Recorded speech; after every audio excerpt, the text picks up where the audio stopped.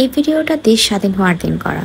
বাতাসটা দেখে মনে এত শান্তি লাগছিল কি আর বলবো। শান্তির বাতাস দেশে একটা শান্তি বয়ে এনেছিল। আমার সকাল শুরু হয় 9টার পর থেকে।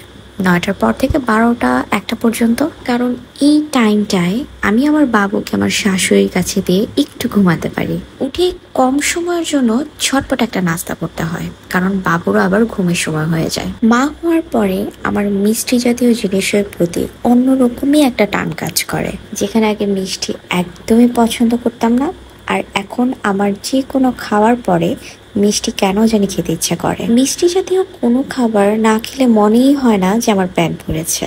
পছন্দের খাবার যখন পেয়ার আসে, মনটা তো এমনিতেই অনেক বেশি ভালো হয়ে যায়। আবার সেই পেয়ারটা যদি হয় স্পেশাল ডে এর জন্য, তাহলে তো কথাই নেই। পেয়ারটা কিন্তু খুবই লোভনীয় ছিল। আমি ভিডিও এডিট করছিলাম দেখে আবার খেতে ইচ্ছে করছিল। আমি আমার ঘরটাকে প্রায় সময়ই রিডেকোরেট করি।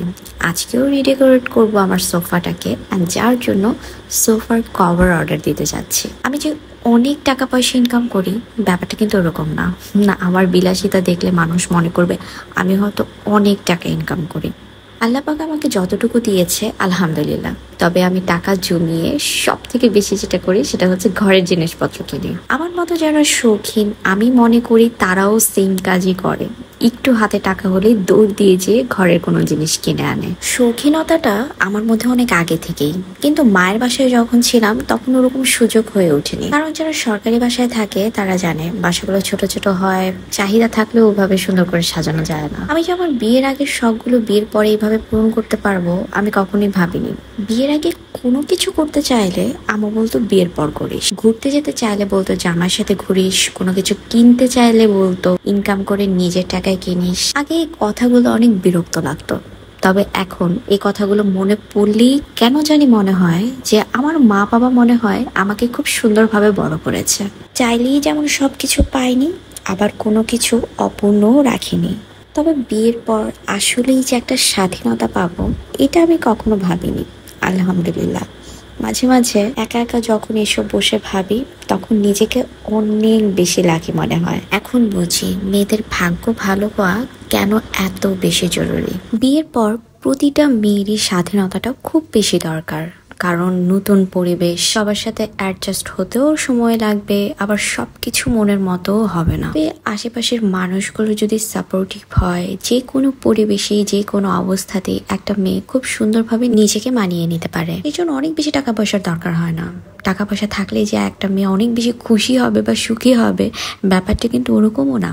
একটা মেয়ের সব থেকে বেশি দরকার কাছের মানুষগুলোর সাপোর্ট, কাছের মানুষগুলোর ভালোবাসা। আর এগুলো থাকলেই একটা মেয়ের ভাগ্য অনেক বেশি ভালো হয়। নারায়ণগঞ্জে টুকটাক শপিং এর পরে আমরা গিয়েছিলাম শেফস টেবিলে খাওয়া দাওয়ার জন্য।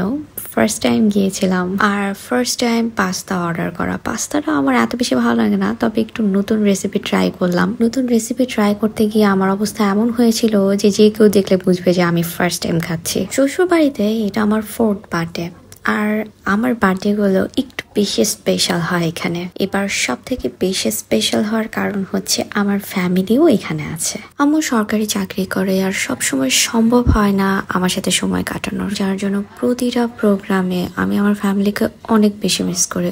অনেক বেশি। কোনো প্রোগ্রাম করে বা কোনো কিছু খেয়েও শান্তি পায় না, শুধু মনে পড়ে যে ইস, আমার বোনটা তো এটা অনেক বেশি পছন্দ করে। আমার মনে হয় কি, একটা মেয়ে তার ফ্যামিলিকে কতটা বেশি ভালোবাসে এটা মনে হয় বুঝতে পারে বিয়ের পরে, যখন ফ্যামিলি থেকে দূরে থাকে। মাঝে মাঝে মনে হয় যে মেয়েদের এইসব ব্যাপারগুলো যদি ছেলেরা বুঝতো না, তাহলে কোনো সংসারেই অশান্তি হতো না। বউর প্রতি একটা হাজব্যান্ডের ভালোবাসা অন্যরকম থাকতো। আর এভাবে যদি কোনো হাজব্যান্ড তার ওয়াইফকে গিফট দেয়, তাহলে তো ভালোবাসা আরো বেশি বাড়বে। গিফট যে হতে হবে দামি কিছু, ব্যাপারটা কিন্তু এরকম না। সামান্য সিম্পল গিফট দিয়েও, সারপ্রাইজ দিয়েও বউকে অনেক বেশি খুশি করা যায়। আজ পর্যন্ত আমার হাজব্যান্ডের দেওয়া প্রতিটা গিফটই আমার কাছে অনেক বেশি স্পেশাল। মাঝে মাঝে হুট করেই সে যখন ফ্লাওয়ার্স এনে সারপ্রাইজ দেয়, তখন অনেক বেশি ভালো লাগে। আর যখন রাগ করি, তখন তার সারপ্রাইজ দেওয়ার সিস্টেম হচ্ছে খাবার এনে রাগ ভাঙানো। রাগের মাথায় কি আর খাবার খাওয়ার মুড থাকে তখন? কিন্তু পরে যখন এসব ভাবি ভালোই লাগে। কিন্তু এখন খেতেই হবে, খাবার দেখে অনেক বেশি ক্ষুধা লেগে গেছে। দেখা হবে আবার নেক্সট ব্লগে। আল্লাহ হাফেজ।